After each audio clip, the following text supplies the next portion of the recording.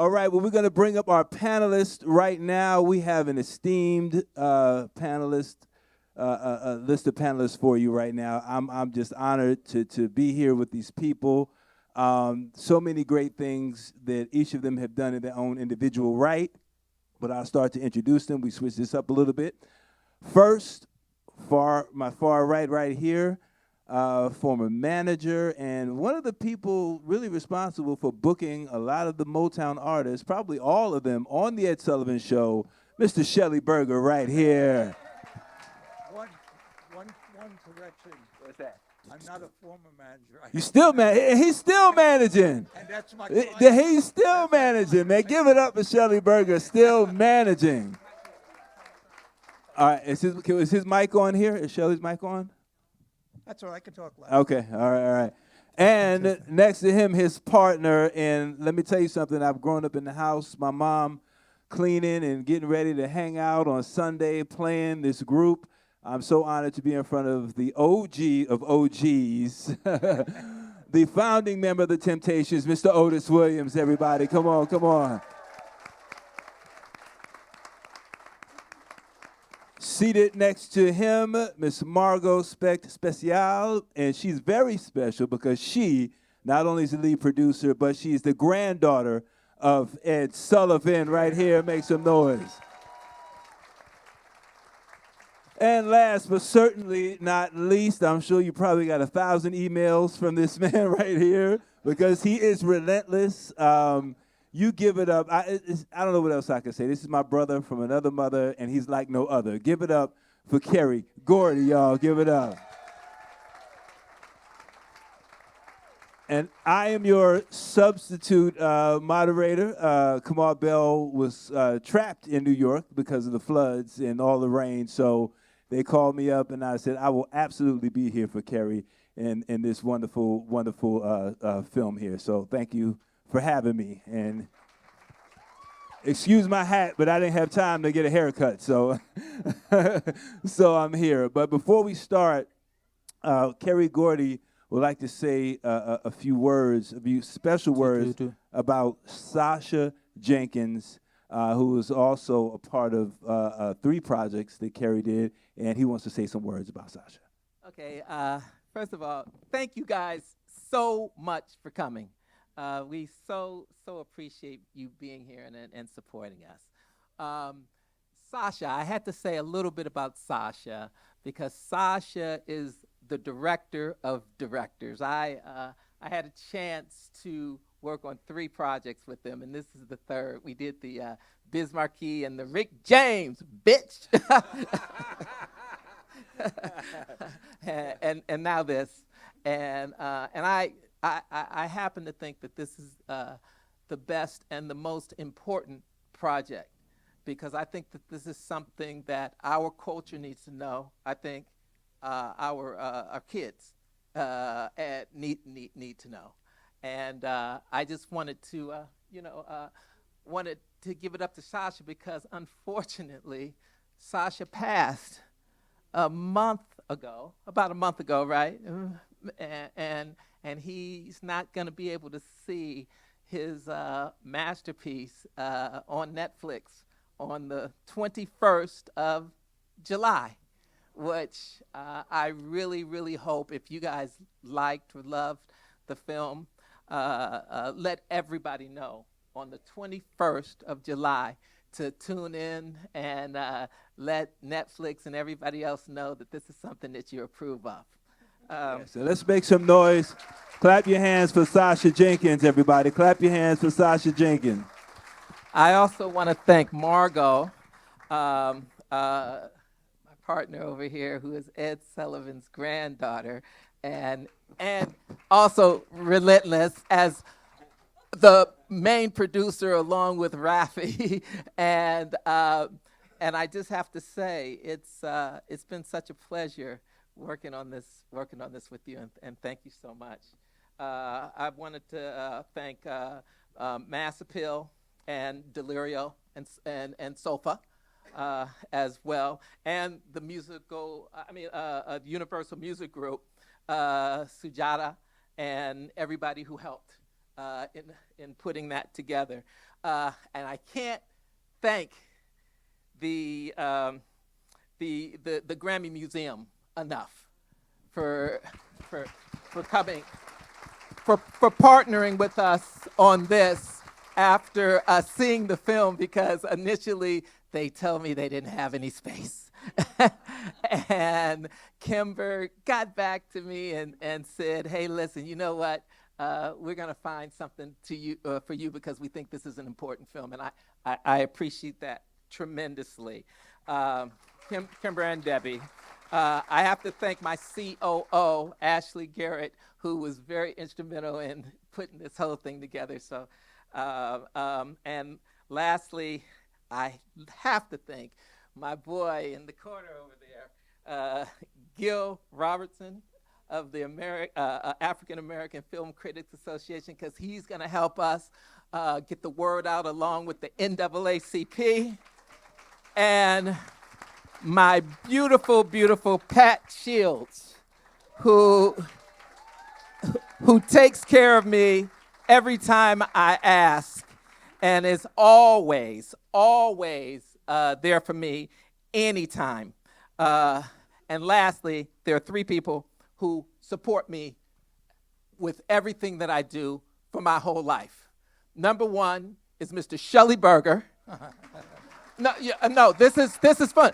We've done, we've been personal for years and years, but also we've done business together, along with doing business with Otis, who always supports me from when we did the Temptation Reunion album together, right? And lastly, the man who always supports me for whatever I do, Mr. Stevie Wonder, who's somewhere here in the audience. Make sure you get out and let everybody know that this thing is coming out on Netflix on the 21st of July. Okay. Thank you. He's right there. All right, Stevie Wonder, yes. All right, so we get this going. Margo, I have to ask you, what inspired you to create a documentary about your grandfather? Why did you feel it was so important that people saw, all sides of Ed Sullivan? Is this working? Okay. When I was growing up, I always knew that my grandfather was famous, but it wasn't really clear until I got older, how important his legacy was. And of course, people today in general will remember him as the guy who introduced the Beatles and Elvis, and that's kind of, their recollection. But I think a more important part of his legacy is that he, when I did the research about his life and the things that he had done, the thing that stood out most to me personally is that he used his platform to do what he felt was right. And quite often, thank you. And quite often, it was against what the, popular feeling was out there. And, he just followed his heart and he did what was right. And it was something, when I learned about what he had done for specifically Black performers, I was incredibly proud of it. And I thought, hey, that's part of my legacy, and I'd want the world to really know, what he did out there besides introducing Beatles and the Elvis. And so that's kind of where we came up with this lens to do the documentary. Oh, that's awesome. Give it up. That is awesome.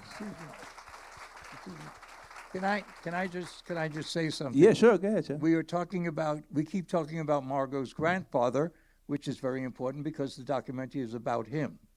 Margo Precht's father, Bob Precht, who I worked with as long as there was an Ed Sullivan show. And let me tell you, he did the heavy lifting. Papa Sullivan came in on Sunday.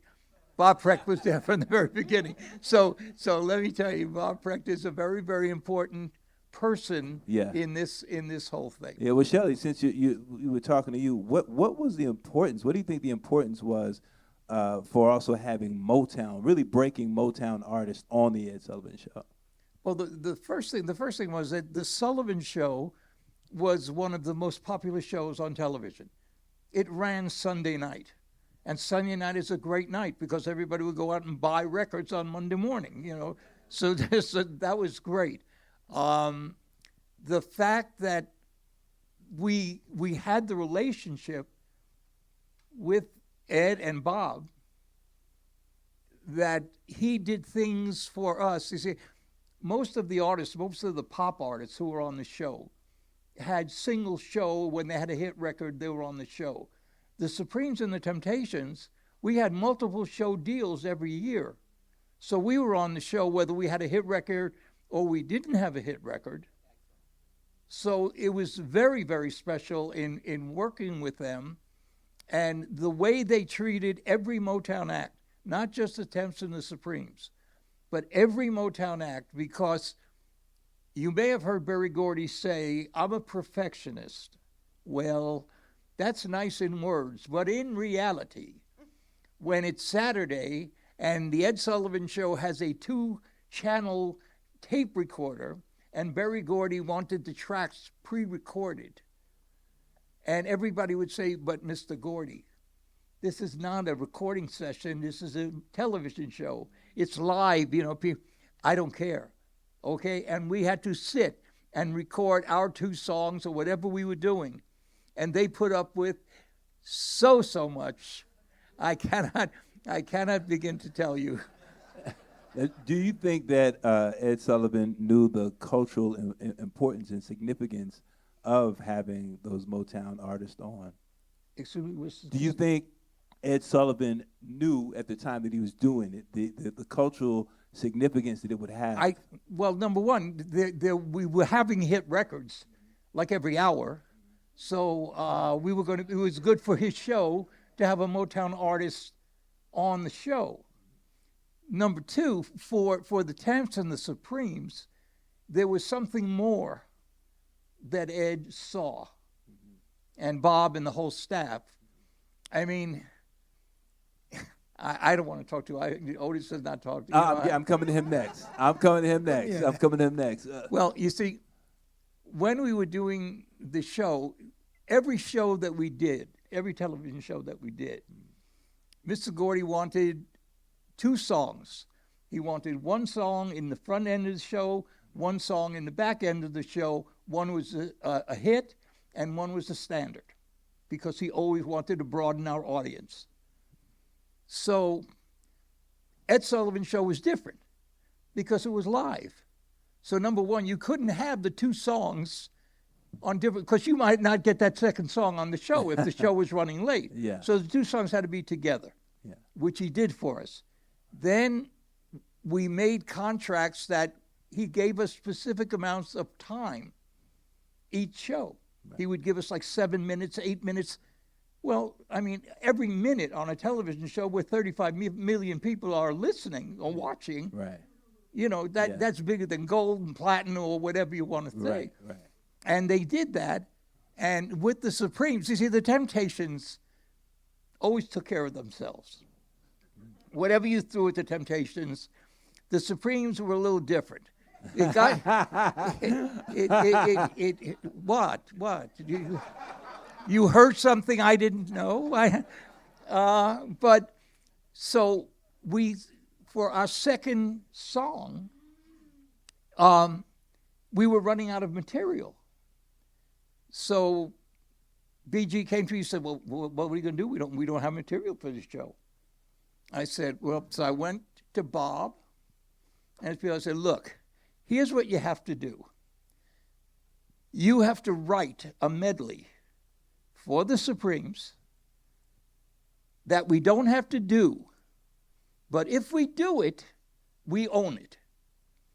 And there was a point in time that I would say about a third of the Supremes live show was from the Ed Sullivan Show, was Robert Arthur medleys that they would do. Wow. And then when it came to time, I would get there with the Supremes about Wednesday. And we would go into rehearsal, and Bob would come up to me and say, Shelly, look, we're running late. We can't do the 8 minutes. We can only do 6. So I said, hey, look, what do you want from me? Kerry Gordy says 8 minutes, it's 8 minutes.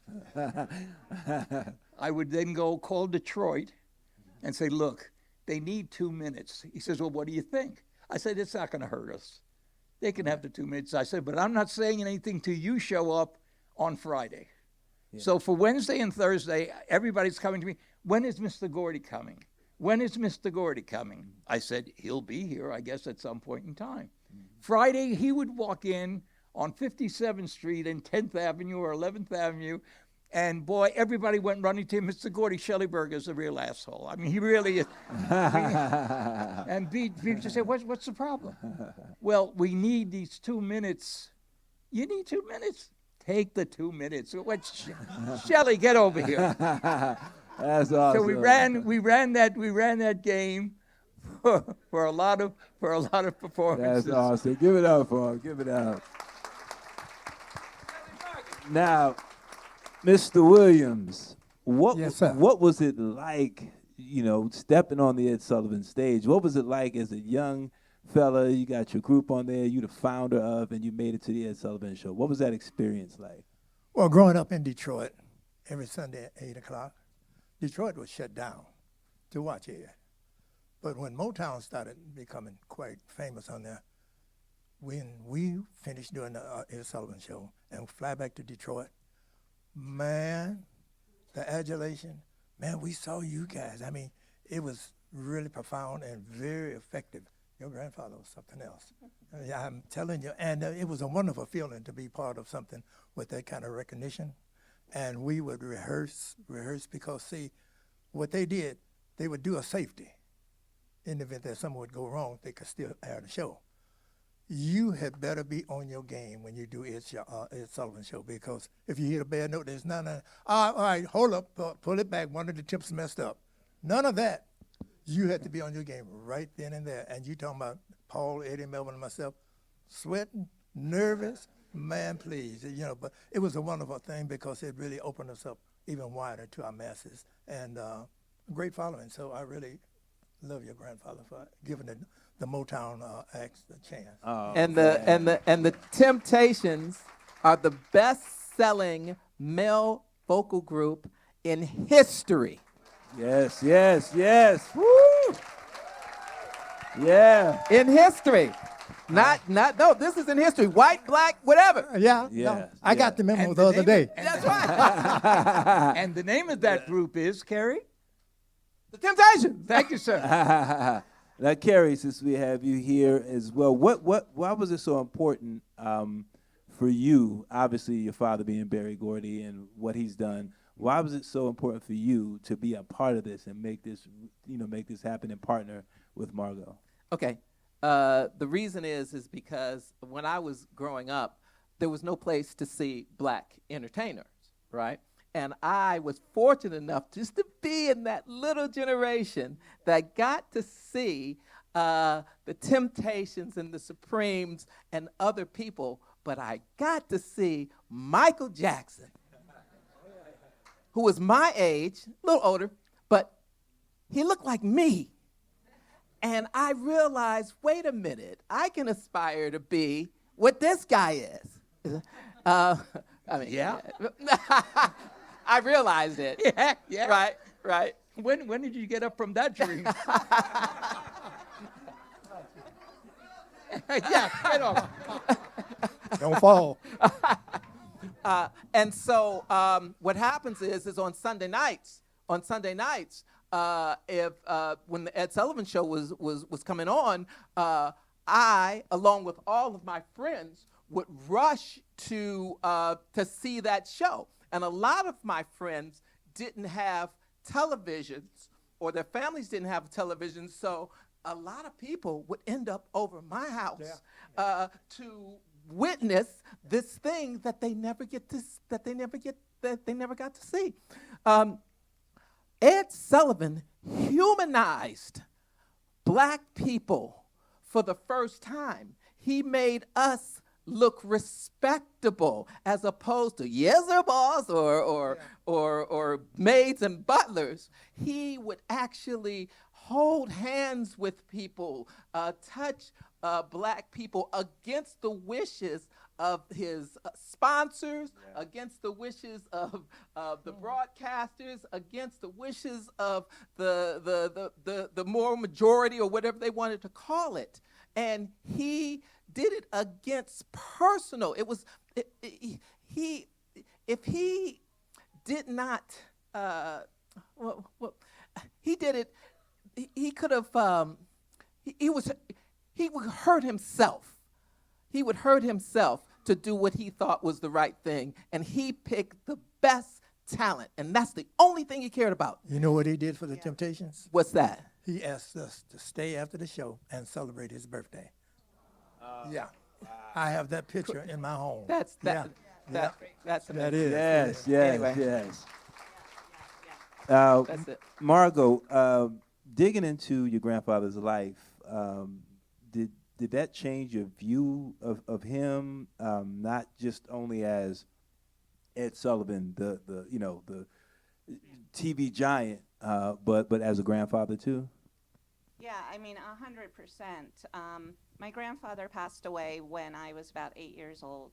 So I never got to have any adult conversations with him. And quite honestly, I just felt like I really didn't know him beyond almost, I knew him as my grandfather, but the public view of him in the later years, it was almost like this caricature of Ed Sullivan, and all the jokes and the imitations.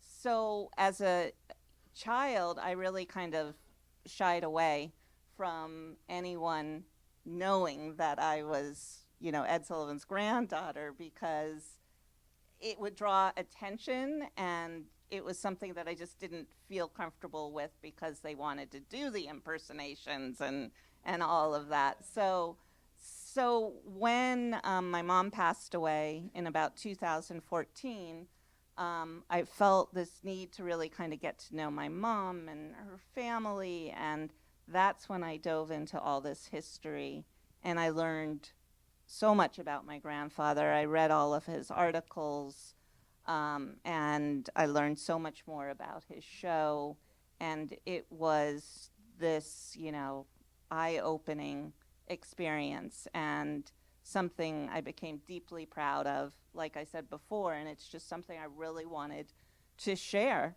I didn't want him just to be remembered for the introductions to the Beatles and Elvis. I wanted him to be remembered for, the culture that he brought to America and that he was able to bring people together. Yeah, and standing for the right thing as well. Yeah. Mr. Williams, Yes, sir. you spoke in the film about some of the experiences that you went through, the not so good experiences. Could you kind of go a little more into depth about that? Because I think a lot, this generation doesn't understand the doors that were open. Some of them don't. And could you explain that more? Absolutely. We used to do the Motown Review tours. And the Four Tops, Temptations, we were somewhere in the South. So these white guys wanted to mess with the acts. What we did, when the Four Tops was on, the Temps and the rest of my crew, we'd be on both sides of the stage. And when we came on, the Tops would do the same thing. Because here some white guys wanted to jump us. Oh, but we were ready. So when we finished the show, we got on our tour bus, and they drove by, and they was shooting. Pow, pow, pow. Luckily, none of the Temps, Tops, and the rest of the acts were hit. But did I not find out the Four Tops was no joke? They had guns. They was pulling out. They were pulling out more guns, and I said, man, let's get the hell out of here. Now, were there any performances that stood out to you that said, okay, this is the turning point for the Temptations? Let me see. Well, one that stands out, it wasn't a turning point, but it was making us really aware. I'm from Texas originally, and the Classic Temps, we were trying to find something to eat. And so we stopped at this restaurant, and we got out, the Temps and our crew, we got out. And when we walked in, the guy said, "Oh, we don't serve niggas." And we said, "We don't eat them." And we turned around and left. Yeah. So we had a lot of different things that we encountered. And, but, we had to take that, and we went down the road and found somewhere to eat, But we had some very tumultuous times, But through it all, it made us stronger, made us more in the sense of wanting to deliver how we are as people and be respected as such. And we wasn't going to let that stop us being who we are. God created us. Everybody should accept that. Yeah. Shelly, what was it like just at that time managing and handling all of those amazing artists? Yeah, tell us, Shelly. It was just a dream come true. Yeah. They were all just, it was, look, it was the greater part of my life. And I am also very, very proud to say that I feel a very close part of the extended Gordy family. My children and BG's children grew up together. My son is one of Berry Gordy's godsons. But I'd like to bring it back to, in 1978, something happened that had never happened before on network television. And that was two black pop groups doing a 1-hour special all by themselves, no opening acts, no white acts, no nothing. And the reason that came about, I can't guarantee that it is, but I know that it is, it was the last show in 1977, and the Supremes were owed a spot, and the Temps were owed a spot. And they called me and they said, will they do the show together? And we don't have time to do a medley for the Supremes, so can we do the Supremes and the Temptations, where the Supremes will sing the Temptation songs and the Temptations will sing the Supreme songs? I beg your pardon? 78. Oh, no, 68. I'm sorry. God, I'm getting older than I thought. But I know that was a major reason that we were then able to sell TCB, which broke, all kinds of records, won Emmys, and now pop artists of any color could do television specials. And of course, we came back a year later with GIT on Broadway, and again did the same thing with number one show in our slot. But it was the Ed Sullivan show that I believe that gave us the impetus to sell TCB. Wow. Huh? That's right. That's right. Yeah. What's TCB. TCB, take care of TCB. business. TCB. Yeah. TCB, take your business. Yeah. Uh-huh. Yeah. And Whatever but you a do, wonderful thing during I don't know that it's known. This is a known fact. I may be giving you something that's not a known fact. That Berry Gordy was very interested in Diana Ross. I don't think people know that, but so no. Listen. I know it's hot off the presses, but yeah. So anyway, the first rehearsal that we're doing the medley. And the Temps are just kicking ass. I mean, they are just kicking ass. I mean, and so at the end of the rehearsal, BG goes to Gil Askey, who is the musical director, and he says, I think maybe you better take the Temps up a note. Make David sing like a note higher. So I think that would be more soulful. Okay. I and gotta Gil, tell you and about Gil did that. And he said to Diana, "They are kicking your ass, so you better get in the woodshed." Let me tell you. Go ahead, sir. The reason that happened, the classic Temps were together. Now, okay, we knew who we were and what we could do. So Diana and them, they were doing their bit. I mean, David, Eddie, Paul, myself, we choreography, jumping bass, all that. Diana went over to Barry and she said, "Barry, you got to talk to the Temps because they're doing too much. How are we supposed to do that?" So Barry came back and he said, fellas, tone it down a little bit. Yeah, big girls, let them. Boy, what did he tell us that for? We said, fire to the, ass.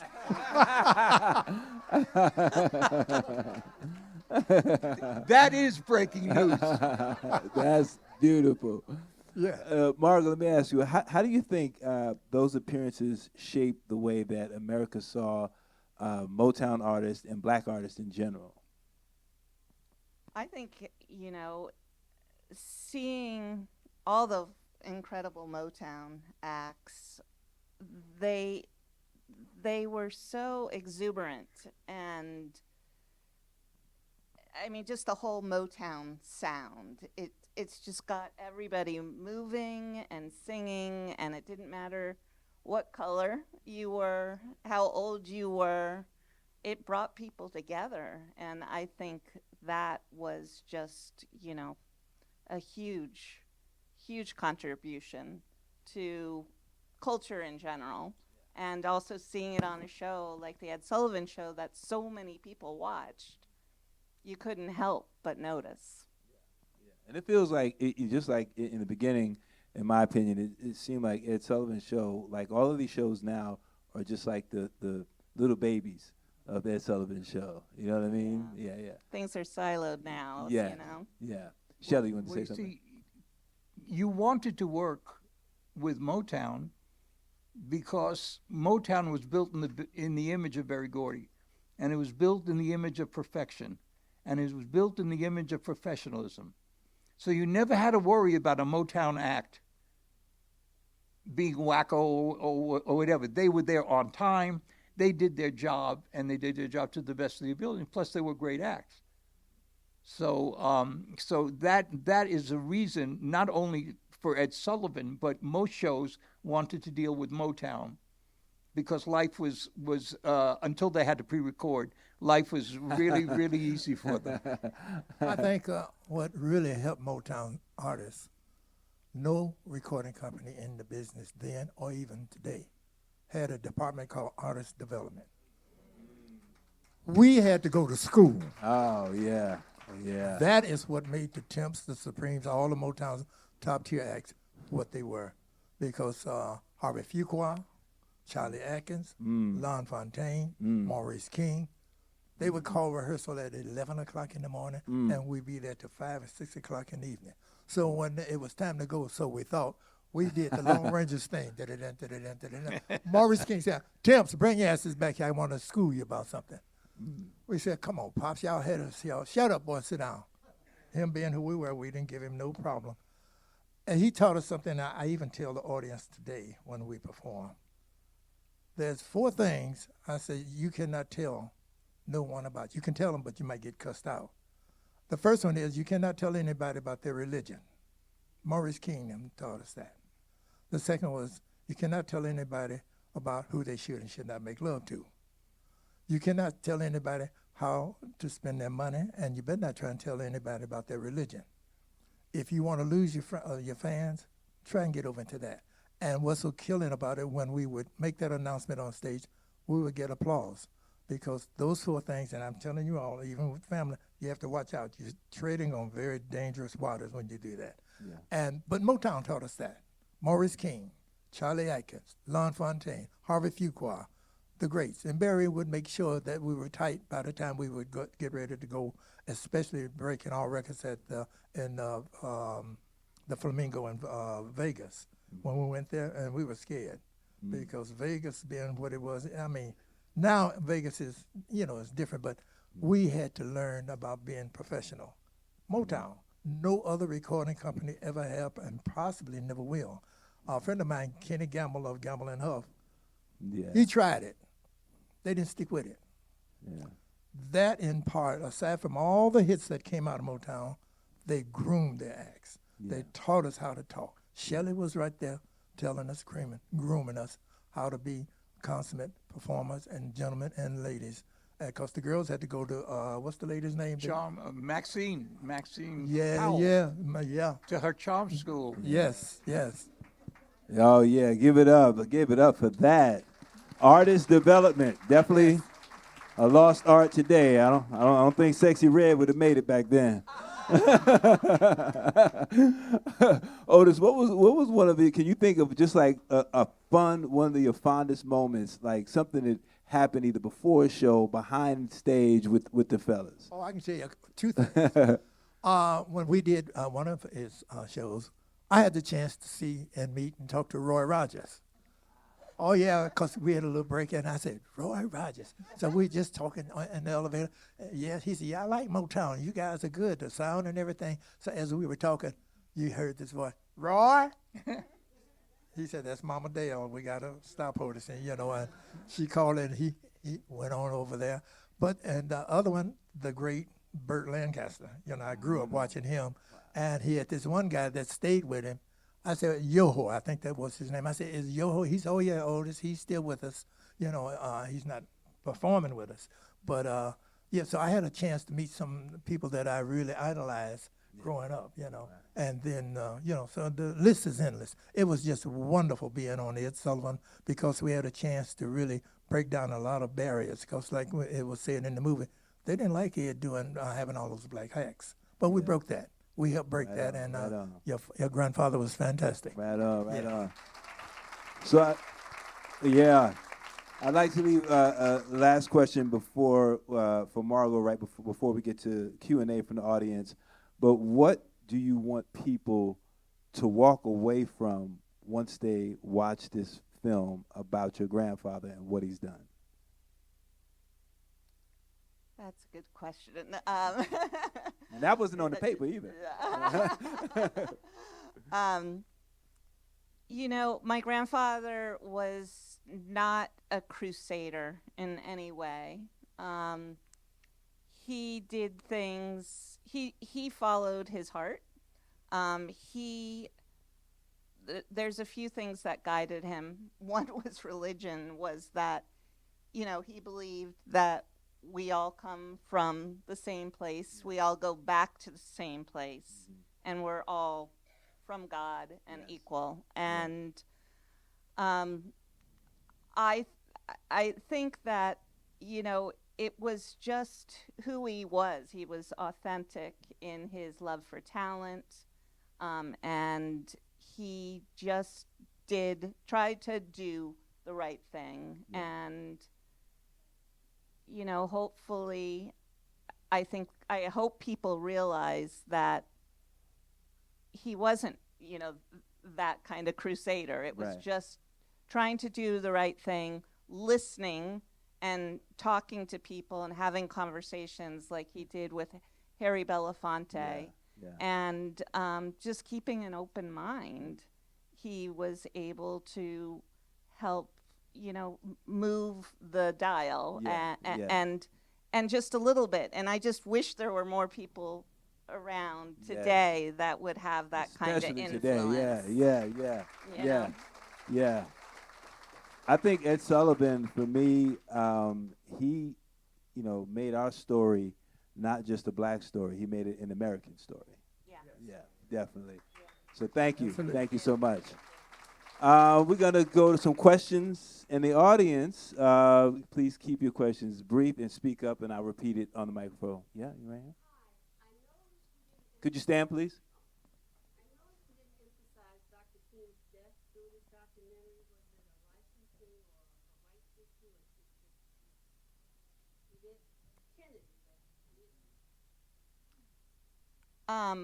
I think that segment actually, it was all around that same time that those assassinations happened.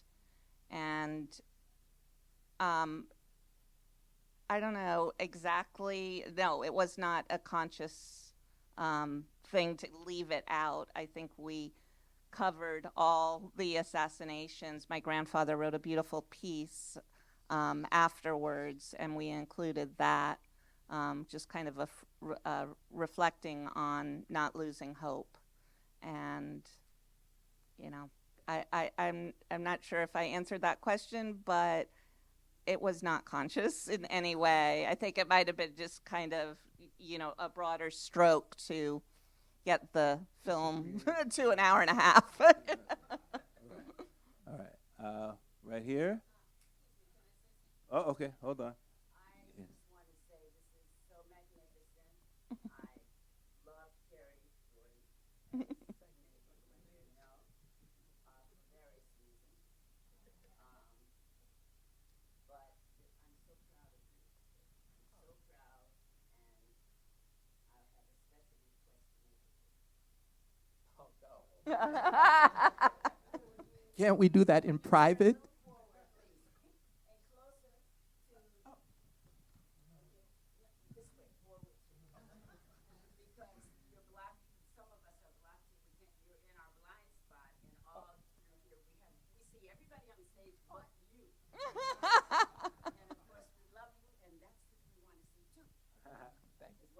Thank you.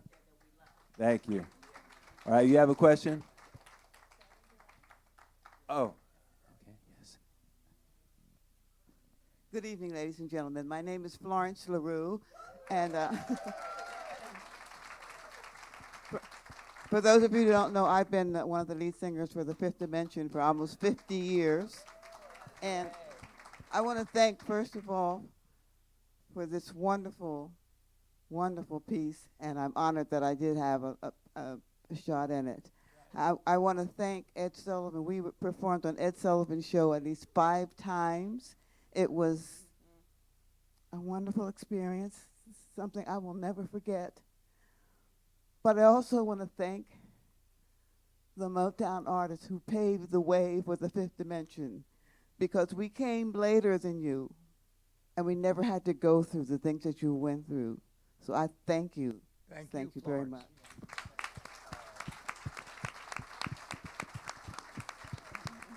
All right, here in the back, please. Yes, sir. Yep.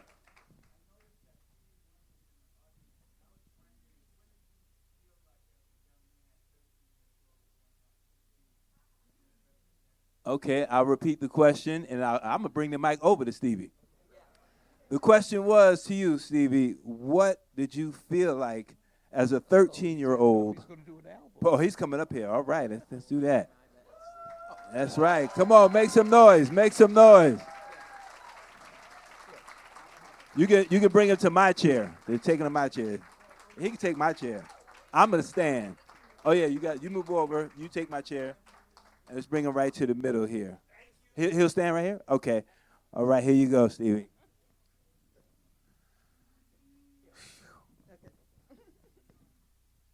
Manla.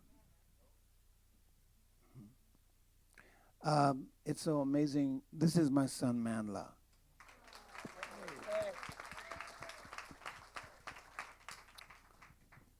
Born the same day as myself.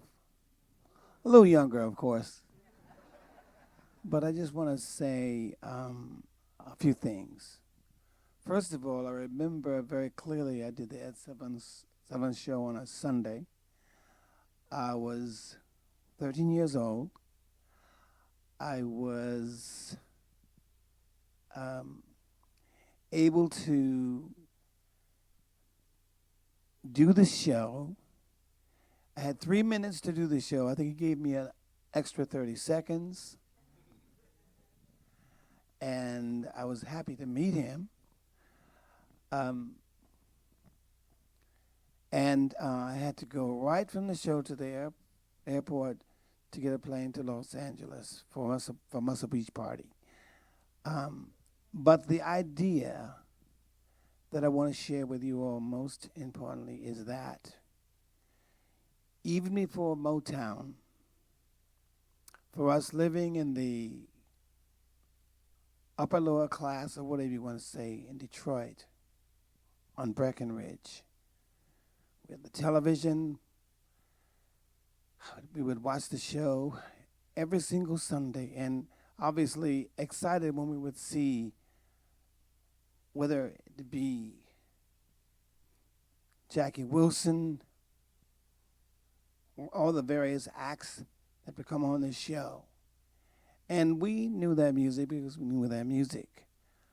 But it was my way through Ed Sullivan's show, me being able to see the world and see the talent and see the variety and to see the commitment that he did have for just making sure that people understood how much incredible talent we had in the American culture, not just one people, but all of us. So I was very happy. If that was your question. Mm-hmm.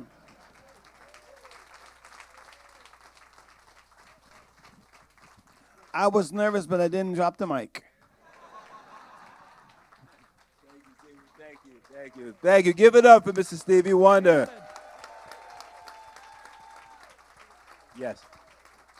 And we'll have another question here. I'm going to bring the mic to you from another legend, Miss Frida Payne. Thank you. It is such a pleasure to be here, and especially to see everybody and Shelly and everybody here. It's sort of like old home week for me. It kind of like it's kind of scary in a way. But it's a blessing that we're still here. We're still here. I'd like to say I did the Ed Sullivan show. So I was on the show, and this was at a time when I had a hit record, because I had a hit record. That's how I got on the show. The song was Band of Gold. And it was done not at the theater in New York, but it was done on location at the Walter Reed Military Hospital in Washington, D.C.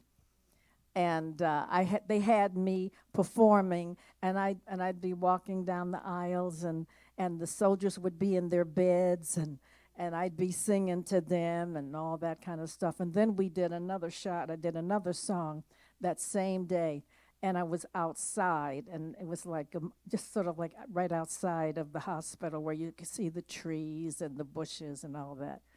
And I changed clothes, so I did get to see and meet Mr. Sullivan, and I did the Ed Sullivan show. Here. Wait a minute. There's somebody else in the audience now that we're doing this that I think we need to recognize. It's the first lady of Motown. Her name is Claudette Robinson. What would you? Let her say something.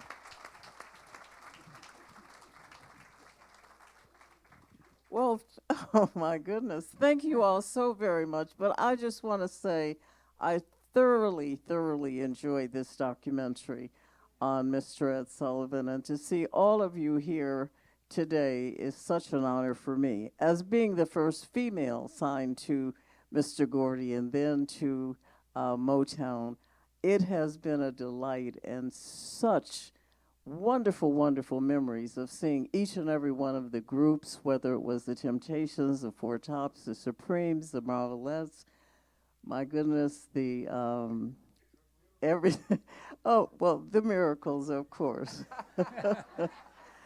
And I have to say one thing that was not good for me. I was not able to do the Ed Sullivan show. My group actually did, but I was pregnant at the time and having complications, and my doctor said I could not travel.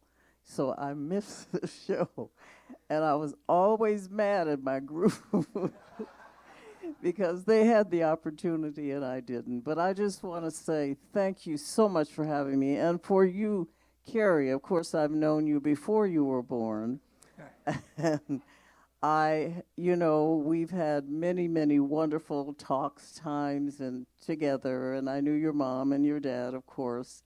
And seeing you do this, I know that your mom is looking down at you and so extremely proud of what you've done. So God bless you and your family and everyone here.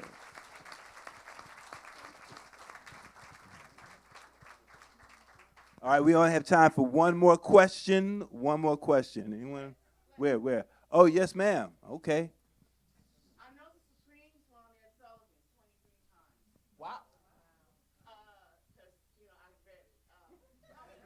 You on there. Was it, You know how many times? I mean, how many times? what were we, 13? 13. Wow. All right. Short, sweet, and to the point. Please, everybody, give it up for all the panelists today.